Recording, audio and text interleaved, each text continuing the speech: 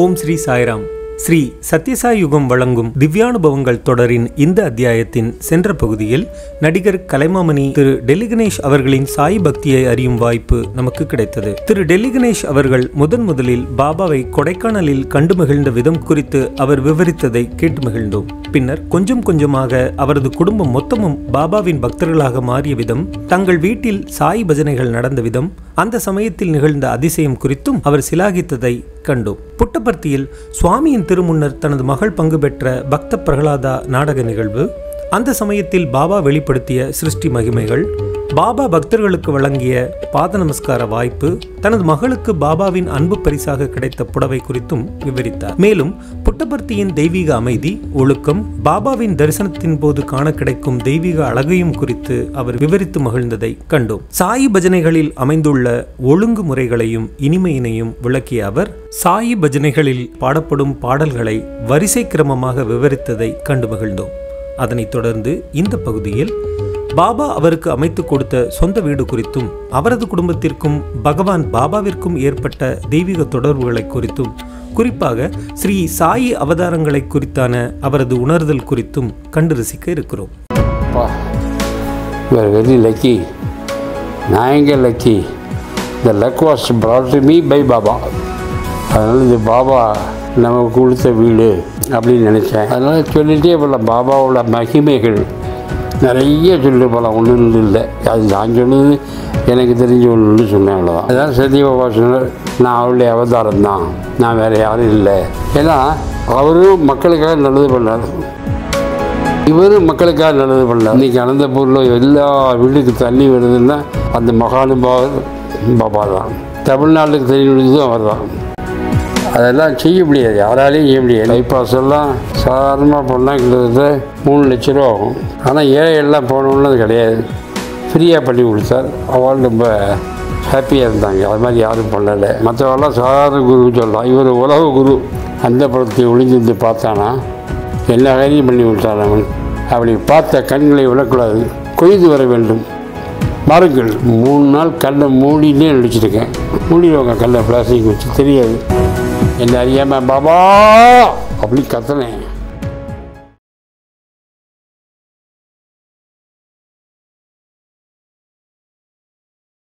எனக்கு ஆச்சரியமாக இருந்தது. மழையாக வந்தார். அப்புறம் பந்தக்கால் நடத்தினோம். பந்தக்கால் நடந்தது நம்ம வேலை இல்லை, கொத்தனார் வேலை. அவன் தான் பந்தக்கால் நின்று அவனுக்கு என்ன தெரியும், ஒரு சூழலை காமிச்சான். சூழலை காமிச்சு அதே மழை, அன்றைக்கி 2 நாள் மழை வந்தது. அதுக்கப்புறம் இந்த ஏரியாவிலே மழை கிடையாது, கேக்கநகரில் எங்கேயுமே மழை கிடையாது. என் வீட்டில் மட்டும் மழை. அந்த பந்தக்கால் வைக்கும்போது மழை, அரிசியோட போடும்போது மழை. அதனால் இது பாபா நமக்கு கொடுத்த வீடு அப்படின்னு நினச்சேன்.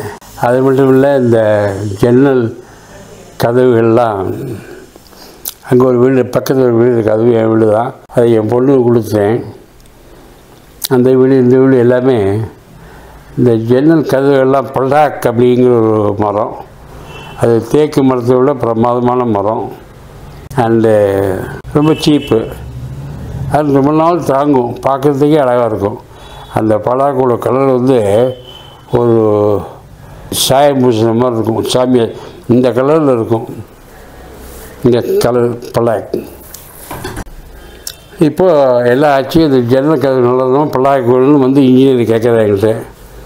என்ன சார் இப்போ பல்லாக்கு இங்கே கிடைக்குமா, வாங்குங்களேன். இல்லை சார், அந்தமானில் தான் கிடைக்கும். உங்களுக்கு அந்தமானில் யாராவது தெரியுமா? அந்தமானில் யாரும் தெரியாது சார். இங்கே இருந்தால் வாங்கிடுங்க சார், இல்லைன்னா டீ கொண்டு போகிறோம், இல்லைன்னா ஏதோ மரம் போகிறோம். ஏன் அந்த பல்லாக்கு இல்லை, அது நல்ல மரம் கிடைச்சா யோகம் பார்ப்போம், உங்கள் பாபா என்ன அனுகிரகம் பண்ணுறாருன்னு அப்படின்னு சொல்லி போயிட்டார். நான் இனிமேல் எங்கள் யார் இருக்கா அந்தமானில் அப்படின்னு யோசிச்சு உட்காந்துருக்கேன். நம்ப மாட்டீங்க, இது யோசித்த உடனே வரான் உள்ள. சார், நாங்கள் டைரக்டர் பிரியதர்ஷனுடைய அசிஸ்டண்ட்டு, நாங்கள் ஒரு படம் எடுக்கிறோம். அதில் பிரபு அப்புறம் ஹிந்தி ஆர்டிஸ்ட்டு நடிக்கிறாங்க, நீங்கள் நடிக்கிறீங்க, மலையாளத்தில் மோகன்லாம் நினைக்கிறாங்க. இங்கே மல்டி லாங்குவேஜ் எல்லோரும் பண்ணுறாங்க. 15-20 நாள் ஷூட்டிங் வரும். எங்கே ஷூட்டிங்னு அந்தமான்லன்னா 6 கோடி. அந்தமான் பாபா எங்கே வெளியே கேட்க போய் யாரோ ஒருத்தர் வந்து அந்தமானுக்கு சரி போயிட்டேன். அந்தமானுக்கு போய் சிறைச்சாலை. You are from Kerala. அயாள் ஜெர்மன்ட்ட உளவாளி ஸ்பை. செத்தால எங்க தீர்மானத்தை நாங்க மாத்திக்க போறதில்ல.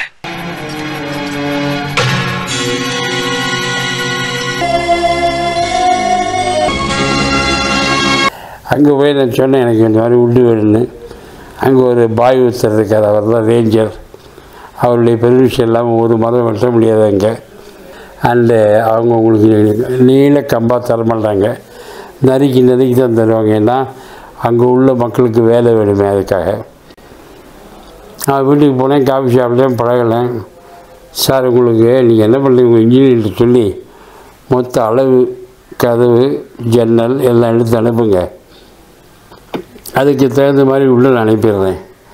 நார்மலாக நீங்கள் கப்பலுக்கு போய் ரிசீவ் பண்ணணும். அதெல்லாம் ஒன்றும் வேண்டாம், உங்கள் வீடு தேடி வரும். நான் ஏற்பாடு பண்ணுறேன் அப்படின்னாரு. எல்லாம் அளவு எடுத்து கொடுத்தேன். சார் 1 லட்ச ரூபா ஆகும் சார். 1 லட்சம் கட்டினேன். அவ்வளோதான். 10 நாளில் பல்லாக்கு வந்து வீட்டில் கிடக்கு. மேலே ஒரு இன்ஜினியர் அவர் தச்சியில் போகும்போது இப்படி பார்த்துட்டு, சார் யார் இது உள்ளு பல்லாக்கு மாதிரி இருக்கேன். எங்களோட தான். உங்களோட பல்லாக்கு சார் இது? ஆமாம். பியூட்டிஃபுல் மரம் கிடைக்காது சார் உங்களுக்கு. அப்பா யூஆர் வெரி லக்கி. நான் எங்கே lucky? The luck was brought to me by Baba. அப்படி கிடந்தான் அந்த வீடு. ஆமாம். அதனால் சொல்லிகிட்டே போகலாம். பாபாவோட மகிமைகள் நிறைய சொல்லிட்டு போகலாம். ஒன்றும் இல்லை, அது நான் சொன்னது எனக்கு தெரிஞ்ச ஒன்று சொன்னேன், அவ்வளோதான். ஷிர்டி பாபாவோட மறு அவதாரம் தான் சத்யசாய் பாபா. ஆமாம். அவர் ஷிர்டி வந்து அவர் ஒரு சித்த புருஷர், மகா சித்த புருஷர். பாபாவும் சித்த புருஷர் தான். அவளுக்கு தான் அந்த வேலையெல்லாம் எல்லோரும் பண்ண முடியாது. அண்டு ஷிர்டி வந்து எங்கே எப்போ வர்றார், எப்போ போகிறார், திருப்பி என்றைக்கு வருவார் யாருக்கும் தெரியாது. அது சித்தம் போக்கு சிவம்போக்கு. அவர் வாழ்ந்து வருவார், அவர் வாழ்ந்து போவார். 16ஆம் தேதி ஷிர்டியில் இருந்தார். அப்புறம் ஆளை காணல. எங்கோ எல்லோரும் தேடுறா. போயிட்டாருன்னு வருத்தப்பட்டாங்க. இப்போ தான் திடீர்னு 25ஆம் தேதி வர்றார். அது மட்டும் இல்லை, அந்த காலத்தில் இந்த கொரோனா வியாதி இப்போ பயப்படுறாங்களே, அது மாதிரி அந்த காலத்தில் காலரா ரொம்ப மோசமான வியாதி. காலரா, நிமோனியா, வெண்குஷ்டம். அந்த காலத்தில் இப்போல்லாம் வெண்குஷ்டமே இல்லையே. அது எங்கே இருக்குன்னு தெரியல. நிறைய பேருக்கு அந்த காலத்தில் இருந்தது வெண்குஷ்டம். இந்த மாதிரி வியாதி உள்ளவர்களை அழைத்து அவர்களுக்கு அந்த வியாதியெல்லாம் போகணுங்களை பற்றி புண்ணியவான் ஷிர்டி பாபா. அதுதான் சத்ய பாபா சொன்னார், நான் அவருடைய அவதாரம் தான், நான் வேறு யாரும் இல்லை. ஏன்னா அவரும் மக்களுக்காக நல்லது பண்ணார், இவரும் மக்களுக்காக நல்லது பண்ணார். அனந்தபூர் டிஸ்ட்ரிக்ட்லேயே எக்கச்சக்கமான கிராமங்கள் பல வெள்ளங்களாக தண்ணியே இல்லாமல் இருக்குது. எல்எல்டி பெரிய பெரிய ஆட்கள்லாம் கூட்டு உட்கார வச்சு எங்கேருந்தெல்லாம் தண்ணி வரும், வாய்க்காலிருந்து, கிணத்துலேருந்து, ஆத்தங்கரிலிருந்து, வர பூமியிலிருந்து, ஊற்றுலேருந்து எப்படியெல்லாம் வரும் water. You utilise all the resources and get the water for the வில்லேஜினர். இன்றைக்கி அனந்தபூரில் எல்லா வீட்டுக்கு தண்ணி வருதுன்னா அந்த மகானுபாவர் பாபா தான். தமிழ்நாட்டுக்கு தண்ணி விடுறதும் அவர் தான். அதனால் அதெல்லாம் செய்ய முடியாது, யாராலையும் செய்ய முடியாது. எந்த பகவான் உலகத்துக்கே ஒரு குரு. மற்றவெல்லாம் சாதாரண குரு சொல்லலாம், இவர் உலக குரு. இந்த உலக குரு என்னென்ன செஞ்சார்? ஒரு ஹாஸ்பிட்டல், மல்டி ஸ்பெஷாலிட்டி ஹாஸ்பிட்டல், அதில் உள்ள டாக்டர்ஸ் பூராவும் அருமையான டாக்டர்ஸ், கை வச்சா குணமாகும் அப்படி டாக்டர்ஸு. அதை வச்சு ஒரு ஆஸ்பத்திரி ஆரம்பித்து ஏழைகளுக்கு எவ்வளோ ஹெல்ப் பண்ண முடியுமோ பண்ணார். பைபாஸ் பண்ணுறது, பைபாஸ் எல்லாம் சாதாரணமாக போனால் கிட்டத்தட்ட 3 லட்ச ரூபா ஆகும். நான் பைபாஸ் பண்ணிட்டேன், 3 லட்ச ரூபா ஆச்சு. ஆனால் ஏழைகள்லாம் போகணுன்னு அது கிடையாது, ஃப்ரீயாக பண்ணி கொடுத்தார். அவள் ரொம்ப ஹாப்பியாக இருந்தாங்க. அது மாதிரி யாரும் பண்ணலை. அதே மாதிரி காலேஜ் ஆரம்பித்தார். காலேஜில் படித்தவங்கெல்லாம் அந்த காலேஜ் பேரை சொன்னாலும் வேலை கிடைக்கும்.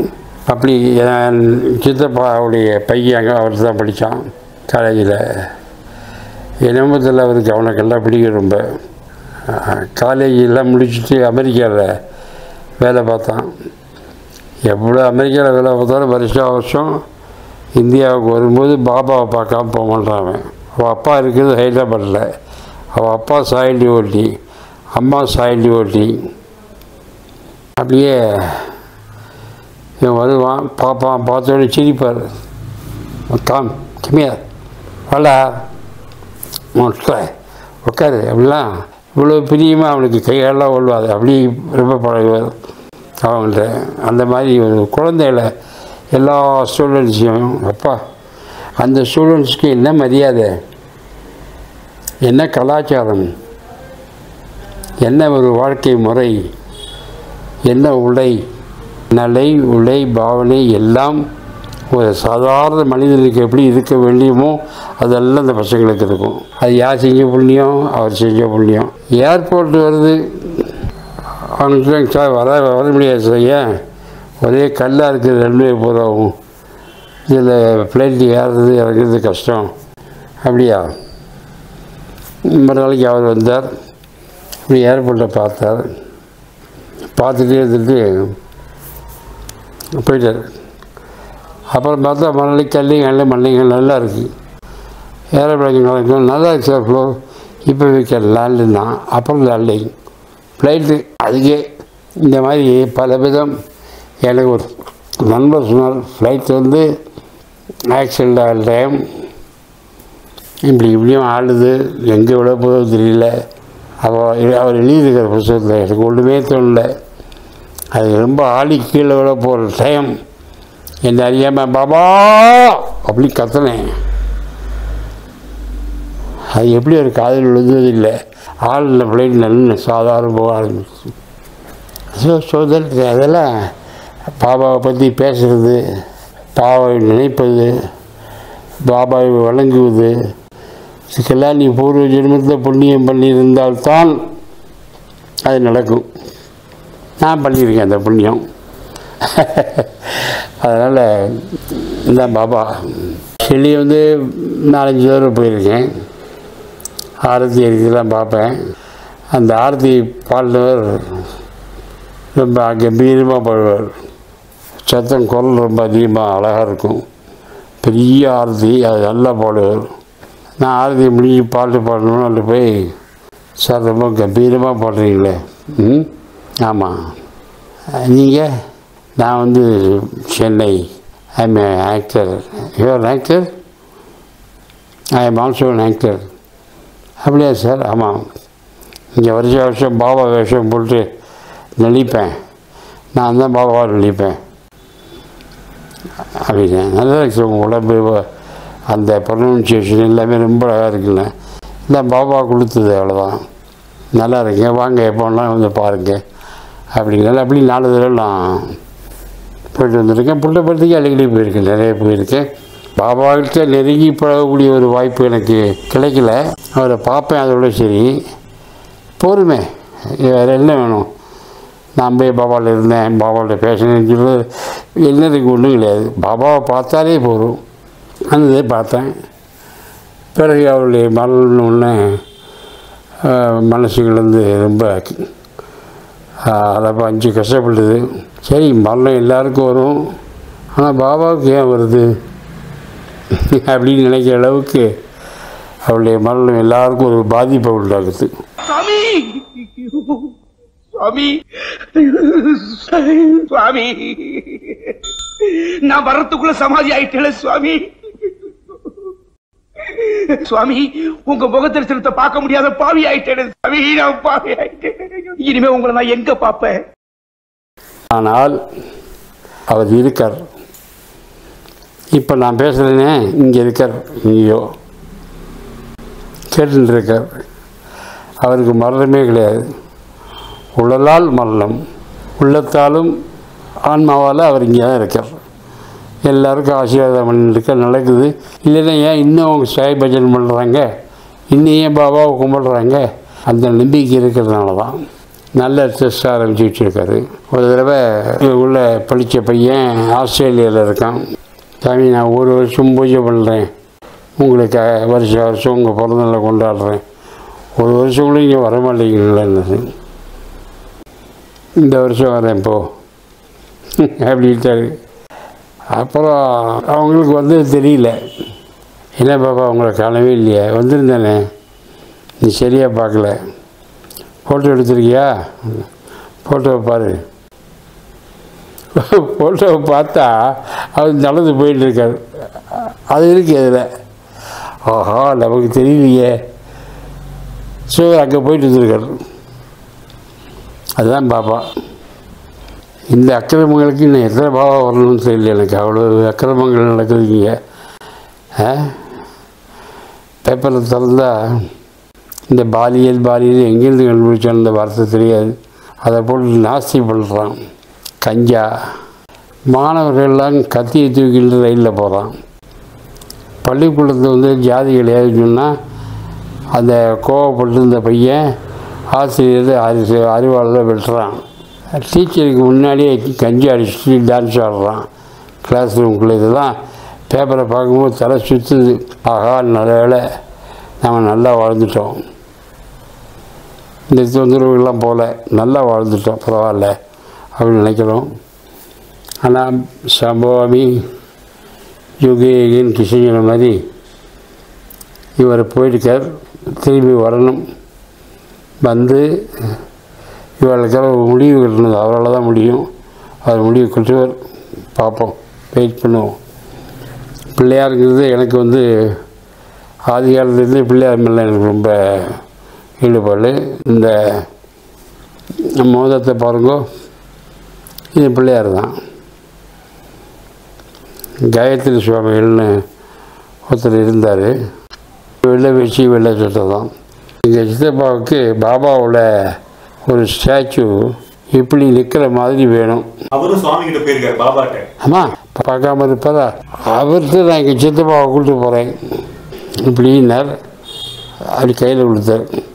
பார்த்தா பாபா கையை தூக்கி நிற்கிற மாதிரி அழுதுட்டார். அப்போ இல்லைக்கா, நான் இதுதான் சார் எதிர்பார்த்துருந்தேன், கொடுத்துட்டல, நான் தரல, பாபா தந்திருக்கார், வச்சுங்கோ அப்படிம்பார். ரொம்ப நாள் பழக்கம் எனக்கு.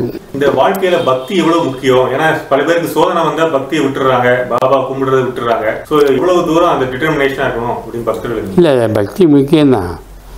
எனக்கு பழம் சின்ன விஷயந்தான். பழம் வந்துட்டே இருக்கும். திடீர்னு பார்த்தீங்கன்னா ஒரு பழம் வராது, யாருமே கூப்பிட மாட்டான். நான் வீட்லேயே உட்காந்துருப்பேன். ஒரு வாரம் உட்காந்தா தெரியாது, ஒன்றும் தெரியாது. ஒரு வாரத்துக்கு மேலே போனால் என்ன யாருமே கூப்பிட மாட்டேங்கிறாங்களே அப்படின்னே எழுந்து பிள்ளையாருக்கு தான் போவேன். பிள்ளையாரை பார்ப்பேன், என்ன பிள்ளையார் யாருமே வரமாட்டாங்களா அப்படின்னு சொல்லிடுவேன். நீங்கள் நம்ப மாட்டீங்க சார். அப்படி நான் பிள்ளையார்கிட்ட போய் கேட்டதுக்கு மறுநாள் 2 படம் புக் ஆகும். அப்படி தான் நான் 600 படம் பண்ணியிருக்கேன் அது வரைக்கும். அங்கே போயிடுவேன், நேராக அவர்கிட்ட போயிடுவேன். நடக்கும். அதனால தான். நீங்கள் நிறைய பக்தி படம்லாம் நடிச்சிருக்கேன். பக்தி படம், ஆன்மீக படம். அதோடைய உள்ள நீங்கள் எப்படி உணர்ந்தீங்க? அந்த இது ராகவேந்தர் படத்துடைய கிளைமேக்ஸ் காட்சி ரொம்ப உயிர்ப்பாக இருக்கும். ஆன்மீக கதாபாத்திரங்கள் நடிக்கணும்னா நீங்கள் உங்களுக்கு ஆன்மீகம் தெரியணும், அந்த கதாபாத்திரத்தை பற்றி உங்களுக்கு தெரியணும். நவக்கிரக நாயகின்னு ஒரு படம் வந்தது. அதில் வந்து நான் கோயிலில் பூஜை பண்ணிட்டு இருப்பேன். சனீஸ்வரன் வந்து என்னை பிடிக்கணும் அப்படின்னு வருவான். அப்போ பிரம்மா சொல்வார், வேண்டாயா, அவன் நல்ல பக்தன், எனக்கு வேலைக்கு நல்லா பூஜை பண்ணுறான், அவன் ஒன்றும் பிடிக்காத. என்ன சுவாமி, நீங்கள் தான் எனக்கு சனீஸ்வரன் ஆக்கி எல்லாரையும் பிடிக்க சொல்லுவீங்க, இப்போ வேண்டான்னு நான் ஒன்று பண்ணுறேன். 7.5 நாள் வேண்டாம், ஒரு 7.5 நாளைக்கு வேண்டாம், ஒரு நாளைக்கு.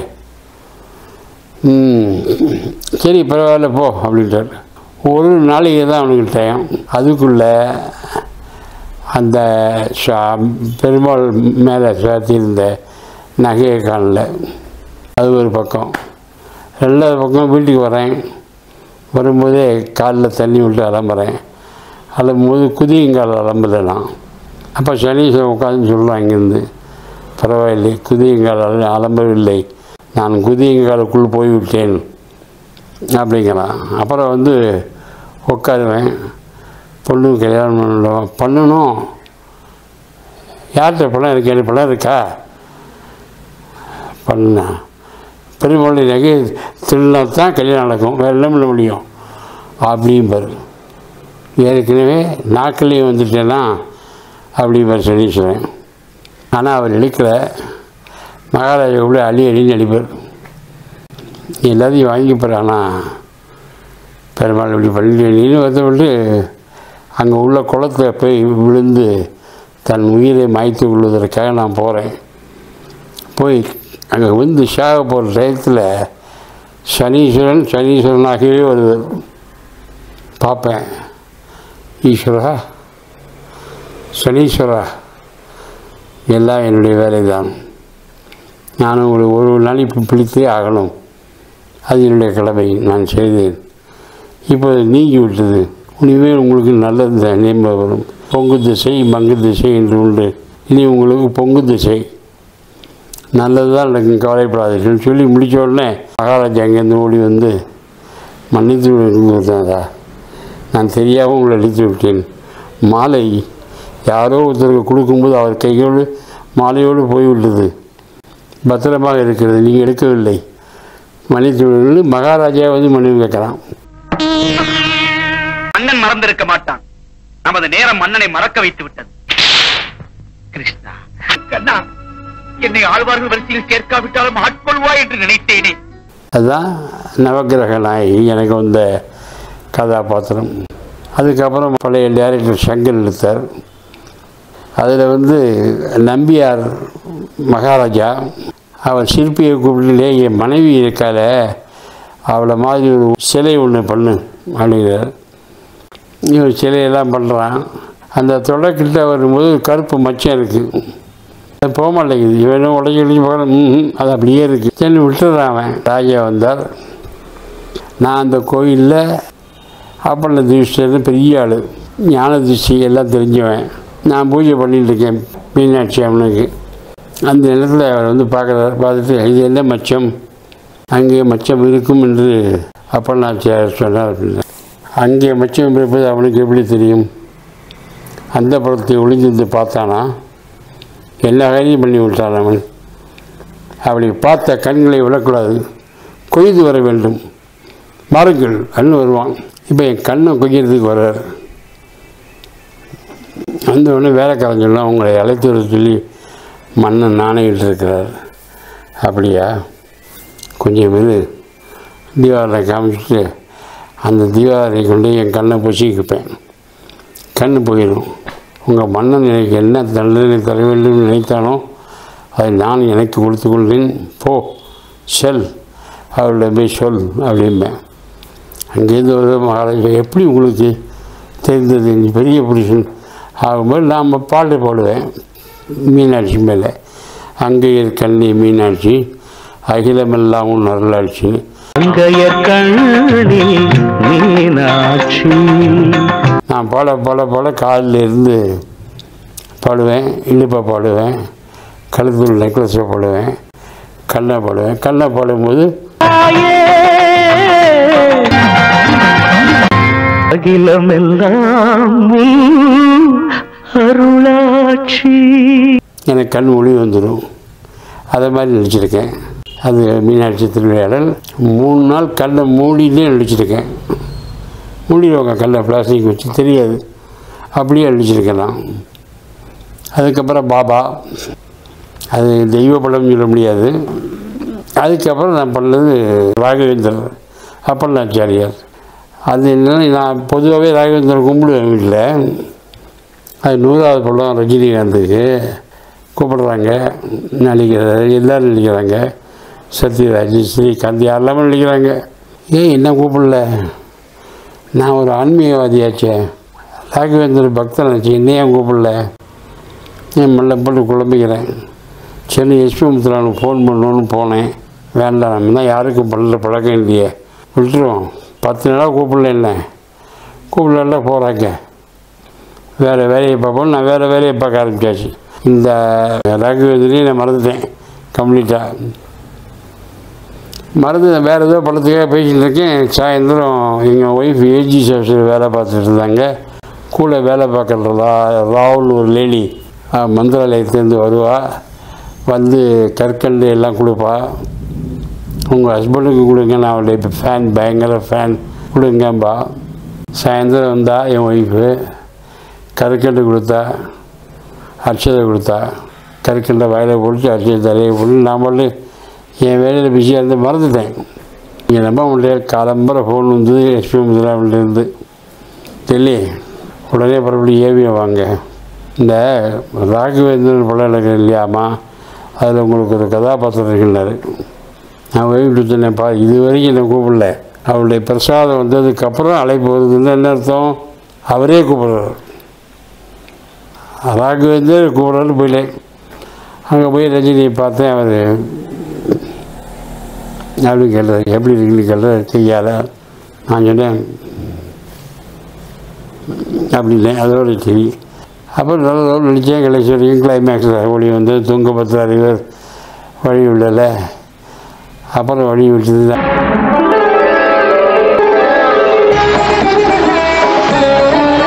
வரதுக்குள்ளே அவர் சமாதி ஆகிட்டார். முட்டி அலறேன். அப்புறம் எனக்கு உள்ள வெளியில் வந்து தரிசனம் அப்படியெல்லாம் வந்தது. அது இன்றைக்கும் எல்லாராலையும் பேசப்படுகின்ற ஒரு பாத்திரம். இது என்ன ஒரு வேலைனா, இந்த மந்திராலயத்தில் அப்பண்ணாச்சாரியாருக்குன்னு ஒரு சந்நிதி இருக்குது. இங்கே பார்த்து எல்லோரும் மக்கள்லாம் வருவா. அவளுக்கு அப்பண்ணாச்சாரியார்லாம் யாரும் தெரியல. இன்றைக்கும் நடக்குது சார், இன்றைக்கும் நடக்குது. அந்த குருக்கள் சொல்லுவார், அப்பண்ணாச்சாரியார் தெரியுதா, நீங்கள் ராகவேந்திர படம் பார்த்துருக்கீங்களா ரஜினிகாந்த்?